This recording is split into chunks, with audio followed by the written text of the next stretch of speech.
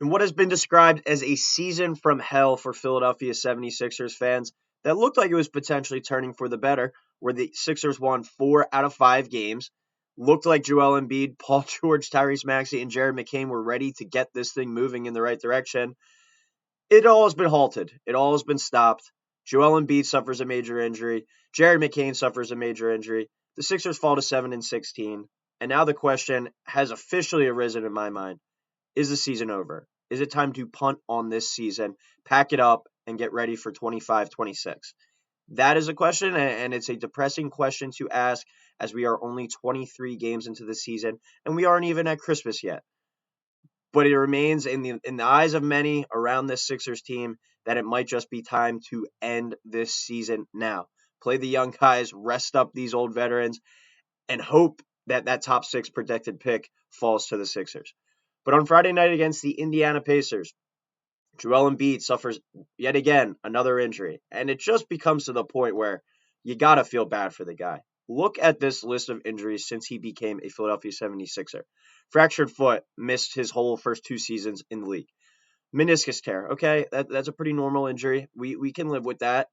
Orbital fracture. How many orbital fractures have there been in NBA history? Knee tendonitis. Okay, that's another kind of lingering thing that we're probably even seeing him deal with today. Dislocated finger. Sometimes that happens, a bad bounce. Partially torn meniscus. Okay, we're seeing some recurring injuries here with the knee. Orbital fracture. Again, not one orbital fracture, but 2 orbital fractures for one player. We're not talking 3 different guys on the Sixers where, all right, this is just bad luck. This is Joel Embiid suffering 2 orbital fractures. Insane. Sprained LCL, another knee injury there. Torn meniscus, another knee injury there. Bell's freaking palsy. Has that ever been on an injury report in NBA history, unless your name is Joel Embiid in the Philadelphia 76ers? And then to top it off this past week, I didn't even know that this was a possible injury. If you told me, if I was at a bar and you came up to me and said, "Oh yeah, I broke my sinus last week," I would have laughed in your face and said, "There's no shot in hell that you broke your sinus. You can't break your sinus." And Joel Embiid found a way to do it.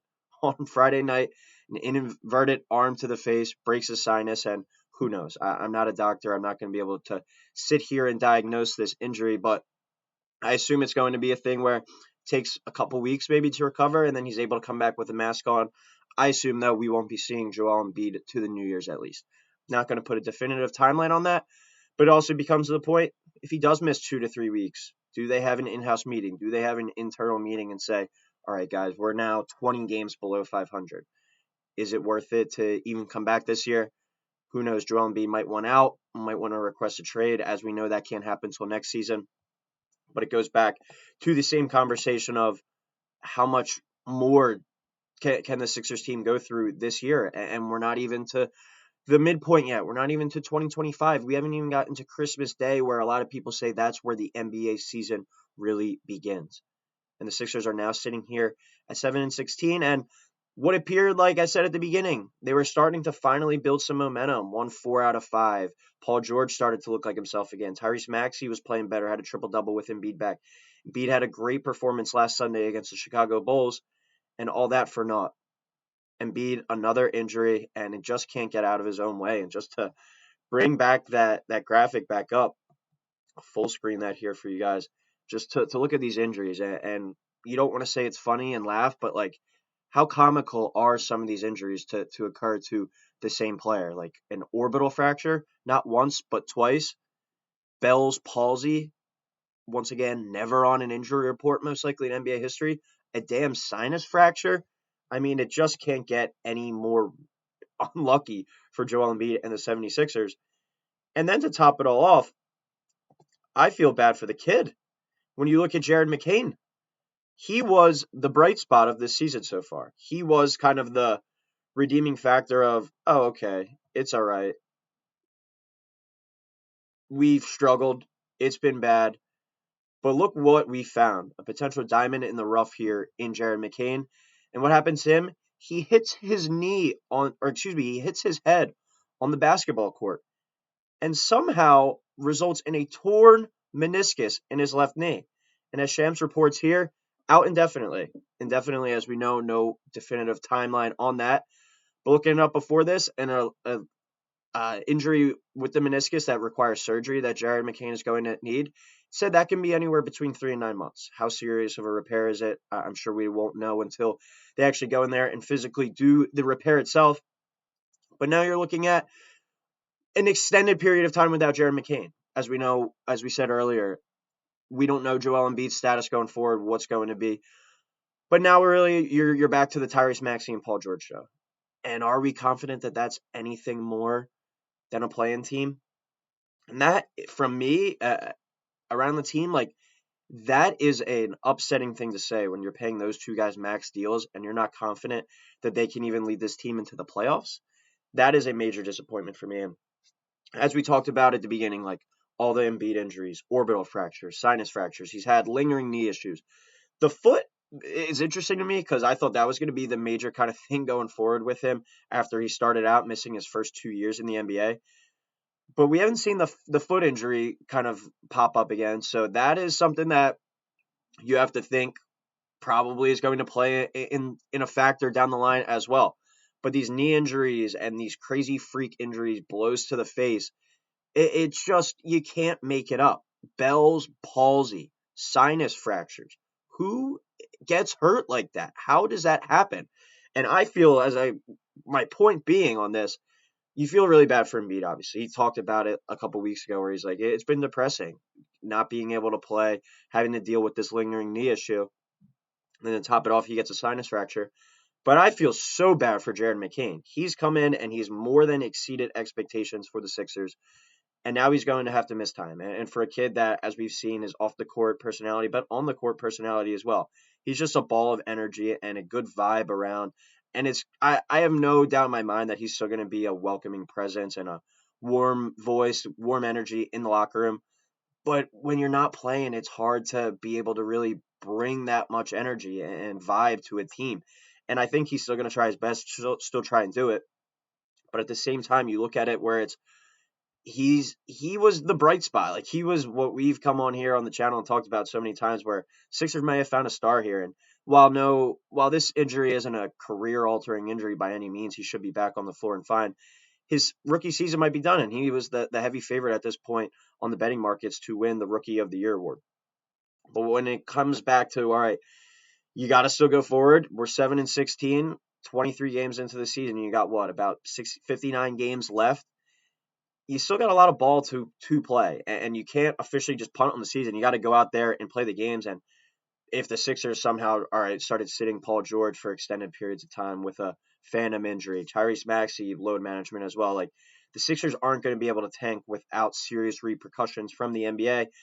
And as we've talked about on here many times, the Sixers aren't even guaranteed their first round pick this year. That is a one protected between 1 and 6. So if that pick falls past number 6, that goes to the Oklahoma City Thunder. Sixers could tank, have the second, third worst record in the league, but as we know, it's a lottery system. Whatever way that ball bounces could, and as we know as Sixers fans, probably go the other way. The karma is just here, it seems like, from the tanking, and it's never going to escape us. But it would just be the Sixers' luck to finish with the second worst record in the league, have the second best odds to get the number 1 overall pick and potentially get Cooper Flag there at the top. But with the Sixers' lucks and the bounces of those lottery balls, it's most likely falling outside the top 6 and going to the Oklahoma City Thunder. And then it's just a complete waste of a season. Like, I could see the point of view and the perspective of, okay, it's time to just blow it up this year, tank, go all in and try and get this top spot for Cooper Flag. And hell, that would be a pretty attractive starting 5 next year if you had Jared McCain, Tyrese Maxey, Cooper Flag, Paul George, and Joel Embiid. But that's nowhere near a guarantee. You could just completely be folding and selling the season to the fan base again because of these injuries and have no guarantee of getting that top pick, which is a tough pill to really swallow for sure. But when you look at the Eastern Conference standings right now, the Sixers are 2 games out, of the playing game, sitting there at 7-16. You got the Pistons right above them at 10-16, and the Nets in that last spot at 10-15. Sure, plenty of room to make up. But I think we're looking more and more at being in this ballpark of missing the play-in completely, probably hovering around this exact spot. I could see teams like the Bulls, Pacers, Sixers, Pistons, probably leaving the Hornets, Raptors, and Wizards at the bottom there. I still think the Sixers are good enough with Paul George and Tyrese Maxey to be above those teams. Am I being a little over ambitious in that one potentially? But when you look at the teams of, I think Pacers, Bulls, Nets, Pistons, Sixers, that's kind of your ballpark, I think, for the potential playing spot there. I think the Hawks are going to be a team in the playoff. Maybe one team has to get that 7 spot, so maybe the Hawks do. But I think competing 8, 9, 10, that kind of range, the Sixers are most likely headed to that spot because I don't expect Joel Embiid to be back on the floor till 2025. And as we said, who knows what the season looks like by the time we get there. Jared McCain going to miss an extended amount of time regardless. 3 months, I think, at the minimum. Who knows what it looks like by then, but you're probably talking March, maybe April, and who knows, he could return for a playoff run. But for a guy this young, you don't really want to risk that, I think, with the knee injury. So where do we go from here? That really becomes the question. And as I said, a lot of ball still to be played. It's not like this is March and you can be like, all right, it's officially done, shut it down. Where do the Sixers want to go? Do they want to risk the tank, risk the potential to not even get that first round pick and just have a completely lost season, or make a run at the playing game and be like, all right, Embiid still has a chance to come back. McCain, who knows with how surgery goes, could come back. That's got to be the internal discussions. I'm in the camp of I think it's too big of a risk to just completely punt the season, and where we were even saying just these past couple of weeks, just make the playoffs and have Embiid ready for a potential run at a title and make a playoff run, make a healthy playoff run. And more every day goes by, it looks like that's unlikely to happen. But going into the season, you weren't expecting anything from Jared McCain anyway, and he's certainly been a bright spot. The positive remark so far on this season. But at the end of the day, this team was built around a big three of Embiid, Maxey, and Paul George. And luckily, the Embiid injury, and not saying, it was good that it was McCain's knee, but luckily it wasn't a re-injury of the knee to Embiid, and it was a sinus fracture. Funny to say that, but he's most likely going to get the mask and be able to play, I think, within a couple weeks. We'll see how serious this injury is, but you're still going to have that big three. Do you make a move at the trade deadline? Do you give up assets? I don't think you're there. But I still think you play for the play-in and you give yourself a shot.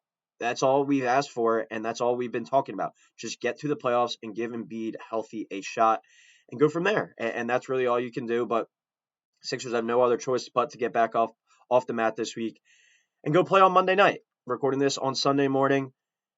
Still plenty of ball to be played, but for what was looking like where the Sixers were potentially turning to a positive, after a disastrous start to the season from hell is back on. But let me know what you guys think in the comments below. Do we tank? Do we blow it up? Do we make some moves at the trade deadline? Or once these guys are trade eligible come December 15th, come January 15th?